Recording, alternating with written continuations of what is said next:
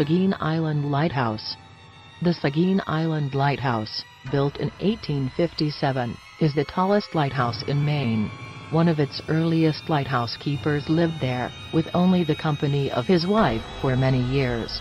She was very lonely, and took to playing the piano at night, to break the silence, but her husband seemingly had no outlet for his own feelings of isolation and loneliness.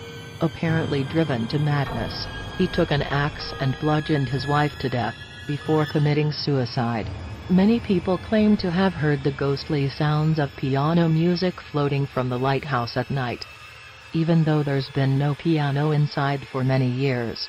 In 1985, a decision was made to decommission the lighthouse, and a warrant officer stayed the night to ensure all furniture and other items of value were packed and put onto a boat. During the night, the officer woke with a start.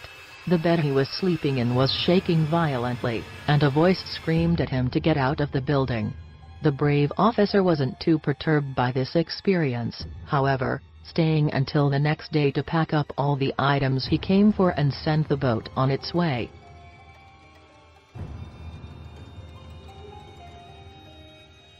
Gibraltar Point Lighthouse. According to legend, Gibraltar Point lighthouse keeper J.P. Muller's refusal to share a second drink of whiskey with a group of rowdy troops led to a fight.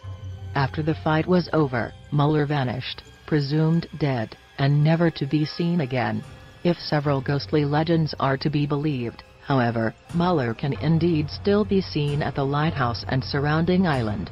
Another version of the story states that the drink of choice was beer.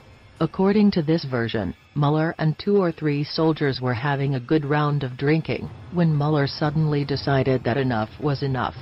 He refused to let them have any more alcohol, leading to a fierce fight, after which Muller was buried near the water on the island. Some people have reported spotting a lonely transparent figure, aimlessly drifting around the island and lighthouse, while others have heard moaning amid the drifts of thick mist that hang over the island.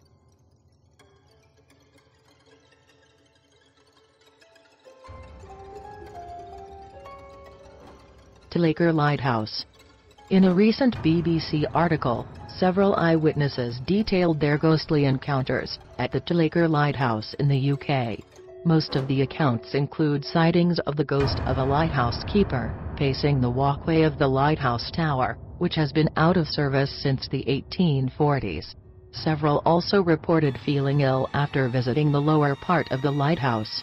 One visitor describes a trip with her husband to Tillacre Beach a few years prior. There, the couple spied a lighthouse keeper wearing an old-fashioned hat and uniform at the very top of the Tillacre Lighthouse. Though she insists the lighthouse was locked up tight, making it impossible for any human figure to be inside of it, both she and her husband spotted the figure from totally different vantage points.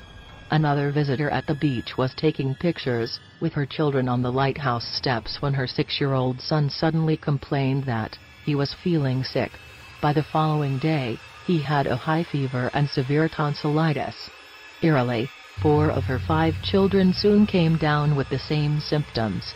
Fortunately, upon their return home, all the children quickly became well again. It must have been quite a shock to the woman when she discovered that the lighthouse keeper had died of a fever. Suter Lighthouse. The Suter Lighthouse was constructed in 1871 on Lizard Point, Marsden in northern England. It is also now known as one of the most haunted lighthouses in the UK. Legend has it that the niece of the famed Grace Darling, Isabella Darling, makes ghostly rounds in the Suter Lighthouse. She is known for her heroic efforts to save crew members from the sinking ship SS Forfarshire during a storm in 1838. It is not clear why Isabella haunts the lighthouse. Lighthouse staff have reported spoons floating in midair, unexplained temperature drops, and even physical interaction with some staff members, who say they were pulled or grabbed by an unseen hand. Some visitors have even heard their names called by a female voice, while others have heard crying, and seen the apparition of a young girl assumed to be Isabella. Isabella isn't the only ghost said to haunt the Suter Lighthouse, either. Another story tells of a lighthouse waitress who was walking down the kitchen corridor one evening when she stopped dead in her tracks. Standing at the end of the passage, there was a man wearing a lighthouse keeper uniform. He disappeared before her eyes, leaving only the faint scent of tobacco in the air.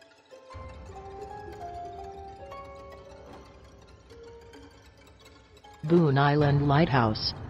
The spookiest and most tragic tale surrounding the Boone Island Lighthouse, which has seen numerous shipwrecks and other tragedies, revolves around a woman named Kathleen Bright. In the mid-1800s, Kathleen became the blushing bride of the lighthouse keeper at Boone Island.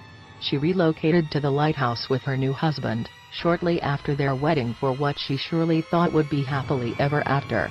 From there, the story takes many twists and turns. Many stories are heard behind the incident. One version states that the keeper drowned after he fell from the rocks. While trying to tie up the island's boat, Kathleen pulled him from the water and dragged him all the way back to the lighthouse, where she left his lifeless body at the bottom of the staircase. She proceeded to tend to the light for 5 days without eating or sleeping. She was sitting on the bottom step, holding her husband's dead body. She was taken away to be cared for by the locals, but she died shortly thereafter. The spirit of Kathleen Bright has allegedly been seen by scores of local fishermen and lighthouse visitors, who have reported a white apparition of a sad young woman. Many have also reported hearing a terrible wail coming from the lighthouse at night and during stormy weather. A Coast Guard lighthouse keeper stated that his dog chased a mysterious invisible entity all around the small island. Another 2 lighthouse keepers were shaken up when they saw the light come on inside the lighthouse, when they were both outside and no one else was on the island.